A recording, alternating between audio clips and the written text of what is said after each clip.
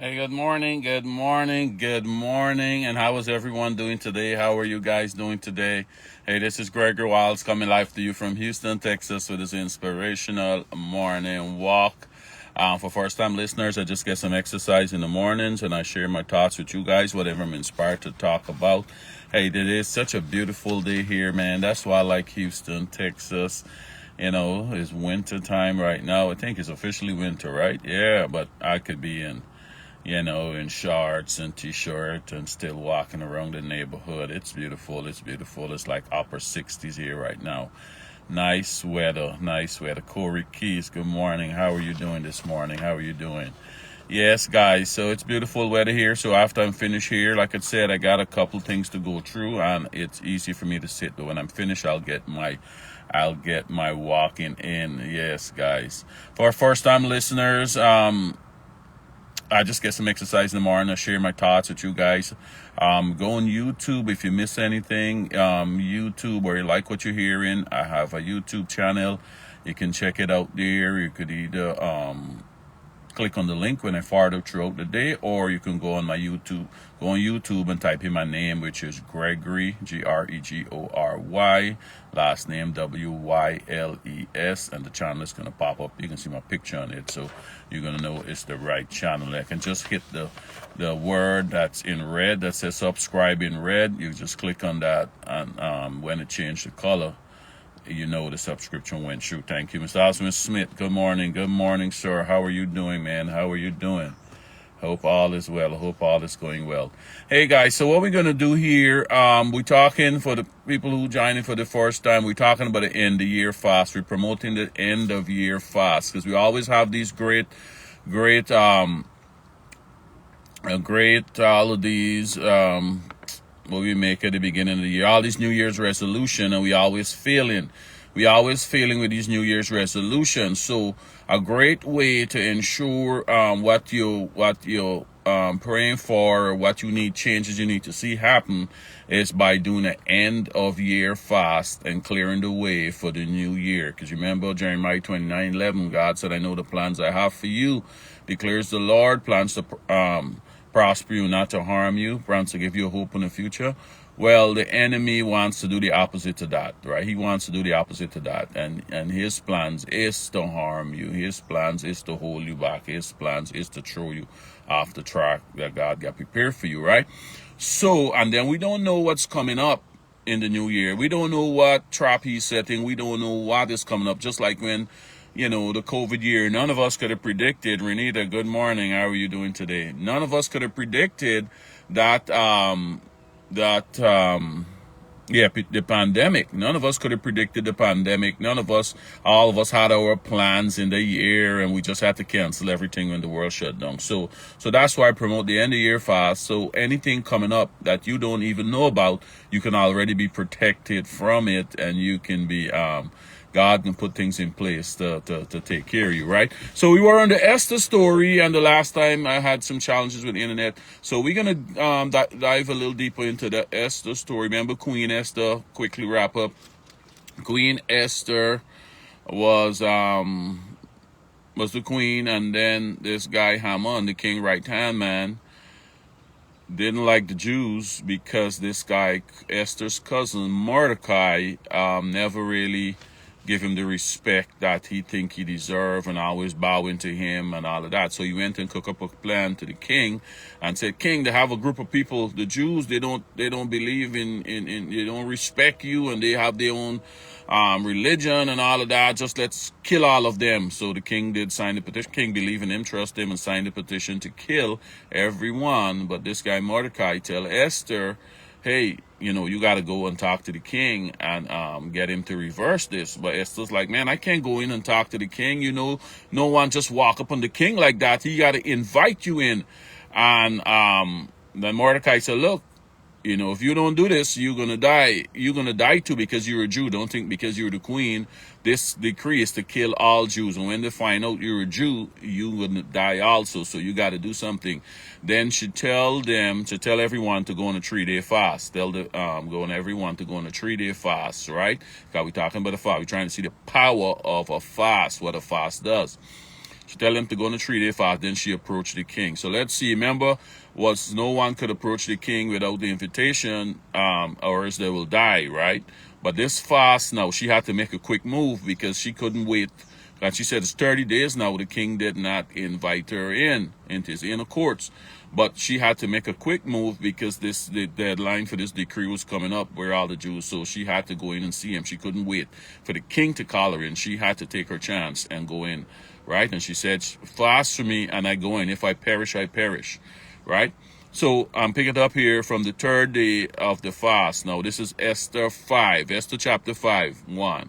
On the 3rd day of the fast, Esther put on a royal robe and entered the inner courts of the palace, just across from the king's hall. The king was sitting on his royal throne facing the entrance.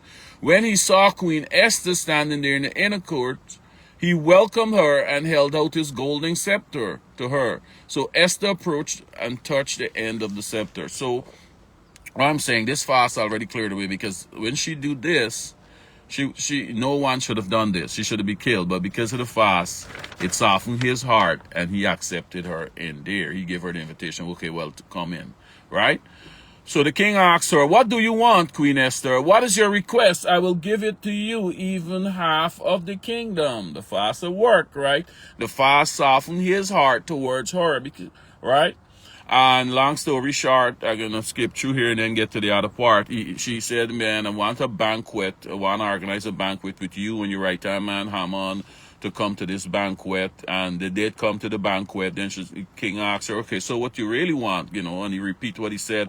I'll give you half of the kingdom. She said, man, I want a second banquet. She organized a second banquet for the two of them again, right? So the king like, what's up? So anyhow, so this is Esther 7 here. Let me see what she said here. Esther replied, this is my request and deepest wish. If I had found favor with the king, and if it pleases the king to grant my request and do what I ask, please come with Haman tomorrow to the banquet I will prepare for you. Then I will explain what it is about. So she wants to get him there, because remember, Haman is this man who got this decree, right? So she want to have them there when she tell the king and ask the king to spare them, right? But Haman don't know. Hear how he's so excited here now. This is in verse 9. Haman was a happy man and left the banquet.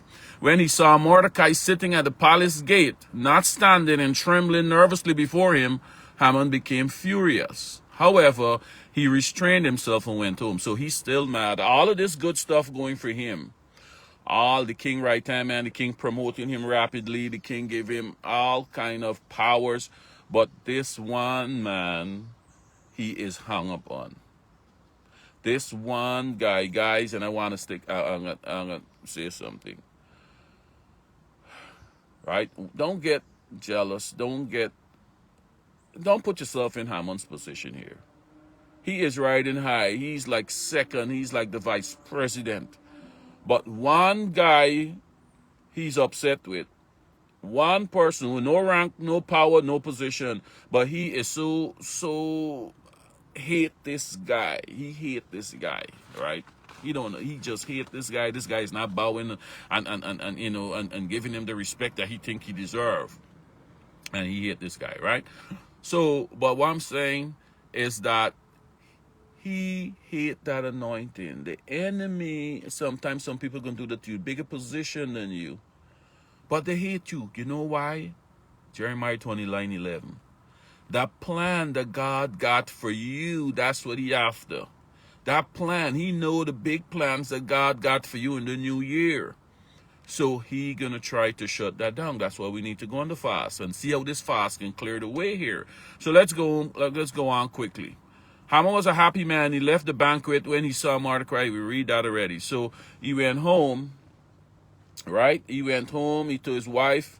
He gathered together his friends and his wife and boasted to them about all the great wealth and his many children. He bragged about the honors the king had given him and how he had been promoted over all the nobles and the officials. So he got all of this stuff going for him. But this man, he can't rest because of this man. Then Haman added, and that's not all. Queen Esther invited only me and the king himself to a banquet she prepared for us. And she had has invited me to dine with them and the king again tomorrow. Then he added, but this is all worth nothing. Listen, all this is worth nothing as long as I see Mordecai, the Jew, just sitting there. All of that is worth nothing. He is second in command, the queen inviting him to a banquet, him and the king alone.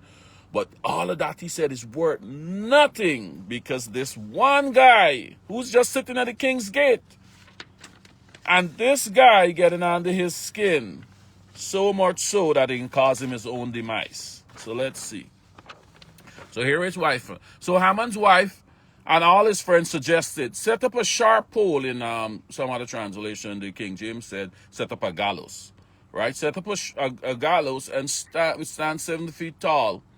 And in the morning, ask the king to hang Mordecai on it. When this is done, you can go on your merry way to the banquet with the king. This pleases Haman, and he ordered the gallows to be set up, or this translation said the pole to be set up. So he's so hung up with this man. He don't have a decree to kill the Jews, which could include this guy. But now he want to fast forward things. And you see, people suggesting these wickedness to you. And when people suggest you do something evil or talking evil about the next person, and it pleases you, you got to check yourself and say, why am I happy if somebody suggests something negative or something real terrible about the next person and it making me happy? You should check yourself about that. So they give him this advice to set up. This is where this thing come from. If you're going to dig a hole for someone, dig two, because you might go in it, right? When you setting a trap for someone, be careful, because you might get caught in your own trap, right? So let's see how this play out. So that night, so he coming tomorrow, the next day, the fast at work. I don't want you to lose track. The fast is at work. So he coming the next day to tell the king to come up with a lie to get the king to hang Mordecai. But here how God work. Here how this fast work right now. God is one step ahead of him. Here what happened the night before when he come in the morning to get that done. This is so that night the king had trouble sleeping, so he ordered an attendant to bring the book of the history of his reign so he could read them. In those records he discovered an account of how Mordecai, say man, he coming to kill, ask the king to kill. He discovered an account of how Mordecai exposed the plot of these two men, of the eunuchs who guarded the door, who guarded the door to the king's private quarter. So, a little early in this story here, Mordecai had overheard a plot by these two guards that they want to overthrow the king. And Mordecai had go and tell Queen Esther, and she tell the king. And when the king look at it was true, and he had got rid of the guys, but he never did rewarded Mordecai. So now he just couldn't sleep the night, and he bring the book. It was recorded in his book in his reign. And then he said, what did I do for this guy Mordecai that really exposed these plot of these two men? So he asking this man now, so what reward or recognition did we ever give Mordecai for this? The king asked. His attendant replied, nothing has done for him. So the king asked, who is that in the outer courts? The king inquired. As it happened, Haman just arrived in the outer courts of the palace to ask the king to hang Mordecai on the gallows. He now come to ask the king to hang Mordecai on the gallows, and God just put it on the king's heart to honor this same guy Mordecai, right? You see the fast at work, right? The fast at work is favor after favor, right? So the attendant replies, is Haman in the outer court? Bring him in, the king ordered. So Haman came in, and the king said, what should I do to honor a man who truly pleases me? So Haman thinking, the king asked me, what should I do to honor a man? The queen invited me to banquet, the king liked me. So he thinking he's the person who get an honor. So he gonna lay it on thick. He laying it on thick now, because he think he's the man the king want to honor. So here he replied, Haman thought to himself, Whom would the king wish to honor more than me? Okay, so let me think and see all what I want here now. So he replied, if the king wishes to honor someone, he should bring out one of the king's own royal robes. Well, you want to put on the royal robes, as well as the horse that the king himself has ridden. You know, it's not common for people to ride in the horse the king rides, so you want to get a taste of this, being a king now. One with the royal emblem on its head. Everybody must see that this is the king's horse. Let the robes and the horses be handed over to one of the king's most noble officials, and let him see that the man who the king wishes to honor is dressed in the king's robe and led through the city square on the king's horse. Have the officials shout as they go. This is what the king does for someone he wishes to honor. So he thinking, okay, I can get more, props here right now. I can ride into the streets with the king's horse and a man shouting, this is what the king do. So he is bigging up himself because he thinking, is he getting this praise here right now, right? Excellent, the king said to Haman. Quick, take the robes and the horse and do just as you have said for Mordecai the Jew, who sits at the gates of the palace. Leave out nothing you have suggested. So you see, guys, how this fast working. You don't know, just like you, the enemy probably got plans for all of us next year. But with the fast, it cleared the way, and God going to step in and protect you. God going to step in for you to get your breakthroughs when the enemy trying to stop your breakthroughs. This is how it works. You see, the same morning he coming to suggest to kill this guy, God put it on the king's heart to honor him. That's what I'm saying. We don't need to fight the battle. Once we do this and take ourselves out the way and tell God, you take the wheel. I fast and I humble myself before you for a prosperous 2022. You love the things you like to see happen, and ask him to let his will prevail in your life, right? So this man now, Haman, who trying to kill this man, look how he got to go and honor this man now. So Haman took the robes and put them on Mordecai, placed him on the king's own horse, and led him through the city square, shouting, this is what the king does for someone he wishes to honor. The same man he just coming to kill. Just imagine how he's embarrassed now, and he hate this man, but he got to ride in through the street honoring this man. That's what God does, man, and that's what the fast is going to do for us. The people who wish us to do us harm can end up honoring us, right? So after Mordecai returned to the palace gate, but Haman hurried home, dejected and completely humiliated. That's what's going to happen to enemies, right? He humiliated. He's shamed now. He's shamed. So he went home. When Haman told his wife and all his friends what had happened, his wife advisors and his wife said, since Mordecai, this man who has humiliated you, is he of Jewish birth, you will never succeed in your plans against him. It will be fatal to continue opposing him. Little too late. Y'all should advise him, but before y'all advise him to build the gallows and get a sharp pole to kill this man. Little too late. Y'all realize y'all coming up against God now, and he's not going to work. While they were still talking, the king men arrived and quickly took Haman to the banquet Esther had prepared. I can't go on. I don't want to go on too long, but I may finish it. But you guys could go and read it. But when he went to that banquet, Esther told the king what he'd done, and long story short, he was hanged on the same gallows or the same sharp pole, as this translation said. He was true on it, and he was killed by this very trap that he tried to set for that guy, guys. So when you being vindictive, when you being mean and trying to set trap for people, that's what I said, dig 2 holes, because you won't fall in one of those holes. But my point is to this fast that they went on cleared the way, and they keep getting favor after favor after favor after favor. And that's what we want. That's the way how we going to get our New Year's resolution met. That's the way we going to get favor into the new year, by going on this fast at the end of the year and ensuring a prosperous 2022. All right, guys. Andrea Hunter, Michael McKinnon. Thank you guys for listening. Thank you guys for listening, guys. So, So we're gonna touch base again on Wednesday, guys. I usually be on 8:45 Central Time, which is my time in Texas here. So, but we're going to try and continue a little bit more by the end of the year and encourage people. By this time, you should plan in on your fast. If you're going to do it 12 hours, if you're going to do it 24 hours, if you're going to do it 3 days, how much time you're going to do, because we ain't got long. Saturday's the end of the year. You want to push something in before the end of the year, right? Pushing a fast before the end of the year, guys. All right, I'm going to leave it there.